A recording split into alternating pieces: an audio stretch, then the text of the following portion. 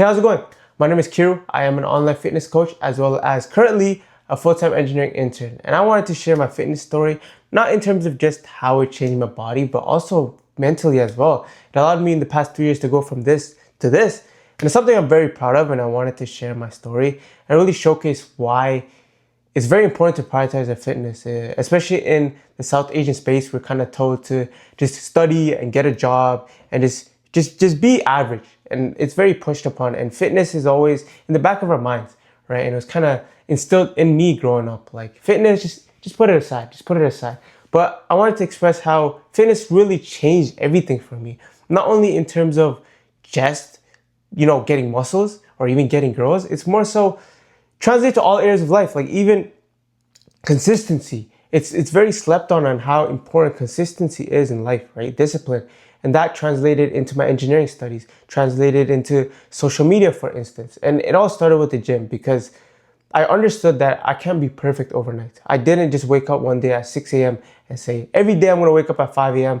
I'm gonna hit the gym eight times a week. Yeah, some guys go multiple days a week, but they just stop right away, right? You wanna make a more sustainable approach where you can actually stick to it. We wanna be realistic and have fitness to be part of our entire life. We don't want to be someone that just looks back at it and just be like, yeah, I lift here and there, right? We want to actually prioritize, and that's something that I'm proud to say I've really gone through. And it's really asking yourself, you can do it, right? Like people, especially in the South Asian space, everyone has this kind of stomach because of all the carbs they're eating, all the oily curry they're eating, but not necessarily protein, right? It's just how we've been raised and what we've been fed growing up, which led us to not necessarily look the best and make us believe that we can't. And I felt that way because growing up, I was fat, I was overweight, I wasn't confident.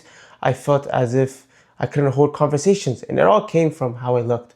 And it affected my opportunities as well. Growing up in high school, I wasn't the confident kid.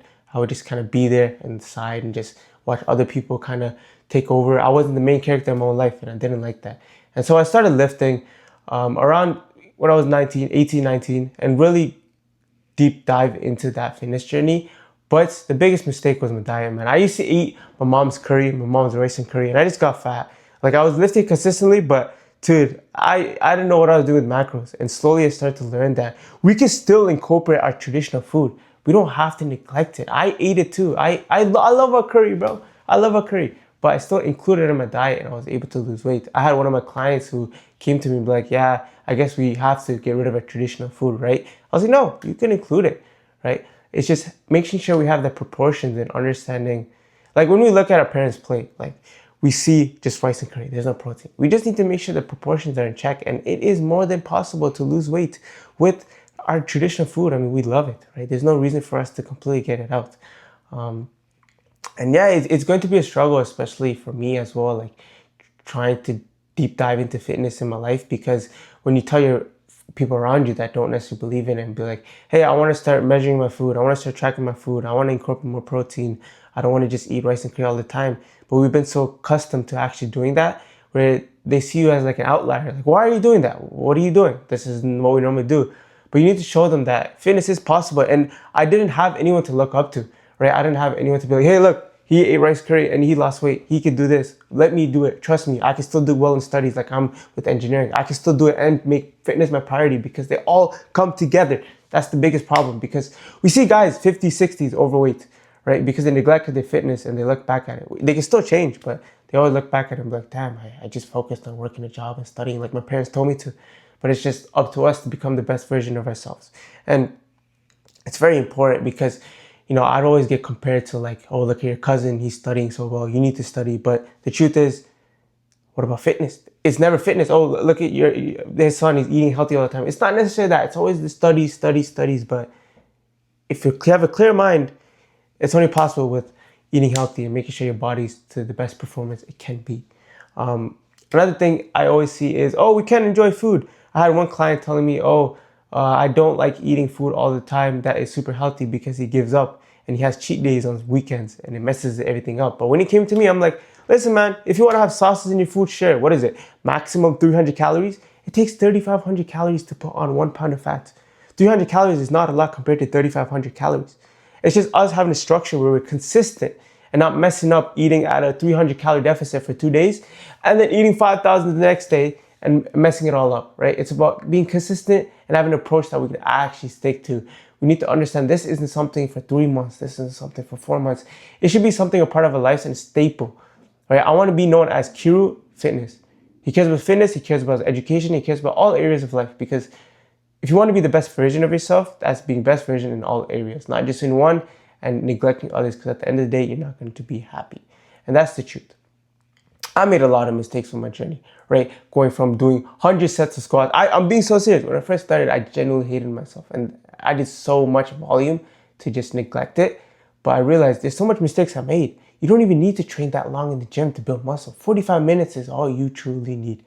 And I didn't know that when I started. I was in there for like 2 hours. You don't need to do that, right? Nutrition completely changed the game for me once I started tracking my food.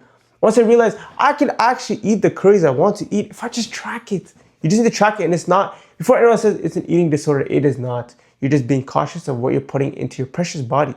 If you want to live a life to premium, we need to treat our body like it's premium, right? It's like the saying, you want to treat your body like a Lamborghini or some messed up 1964 car, right?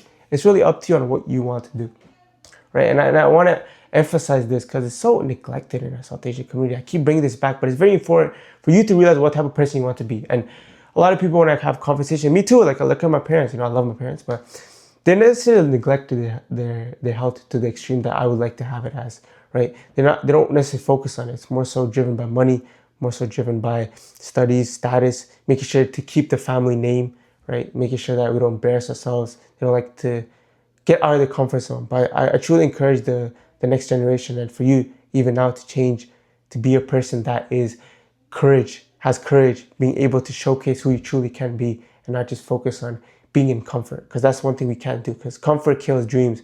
And I just hate to see someone with so much potential ruin the dreams just to save a family's reputation. So that's what I like to share in my journey. And if there's anything I would like you to do from this one video, is to just take that leap of faith and understand that fitness changes the game in all areas of life. And if this is something you want to do as well, I do provide online coaching one-on-one. Feel free to check the link in my bio, and I do have a link there for my Instagram for you to check out the coaching. And if you have any questions, feel free to drop it in the YouTube comments. Take care, guys.